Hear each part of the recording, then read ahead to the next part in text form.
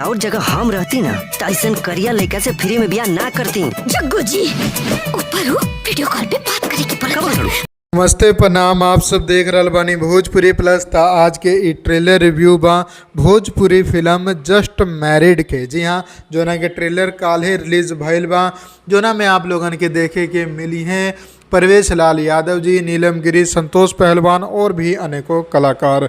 Film के जो director बाड़े उ बाड़े विशाल वर्मा जी, और फिल्म के जोन कहानी बा उ आप लोगन के बता देता नहीं। एगो लड़का बा जोना के सरकारी नौकरी बा, लेकिन ओकर अपन काबिलियत के दम पर ना, ओकर बाप के सरकारी नौकरी में रहते ही देहांत हो गए। ए चलते ओकरा ई नौकरी मिल गई और ओकरे बियाह के बाद चल रहा बा हर जगह पर ओके लड़की सब रिजेक्ट मार देवली। कहे से कि बहुत ही ज़्यादा साधारण और थोड़ा सांवला रंग पर बा, यही चलते लड़की सब ओके पसंद ना करेली और हर जगह से वो रिजेक्ट हो जाली। लेकिन एक जगह पर लड़की से जब ओकर रिश्ता होला तो ओकर फोटो के जगह गलत लड़का के फोटो वहाँ लड़की के पास पहुँच जाला और लड़की शादी खातिर तैयार भी हो जाली। ये लड़का जौन बा यानी हीरो ई वीडियो कॉल पर लड़की से बात करे की कोशिश भी करेला ताकि वो सामने से हमरा देख लो, बाद में कोनो झंझट ना हो।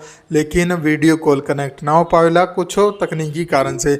लेकिन जब बाद में लड़की के पता चलेला कि जो ना लड़का से ओकर बियाह हो रहल बा, वो समय तक बहुत ज़्यादा देर हो जाला और घर वाला के कहला पर उ शादी खातिर तो तैयार हो जाली। लेकिन कहेली कि अपना घरे न बियाह करम, बारात कहीं और बुलावा।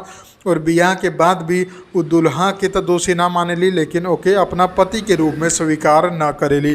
तो ये कहानी बा जो कि ट्रेलर में आप लोगन के देखे मिली। कॉमेडी भी देखे के मिली, थोड़ा सीरियसपन भी देखे के मिली और बहुत सारा रोमांच भी देखे के मिली कि एगो लड़का लड़की के रिश्ता के तरीका से पवित्र होला और कौन तरीका से हमें दिखावल गया बा। सारा चीज़ आप लोगन के हमें देखे के मिली। का लास्ट में लड़की वो लड़का से प्यार करी या फिर अपना खातिर एगो नया जीवन संगनी खोज ली।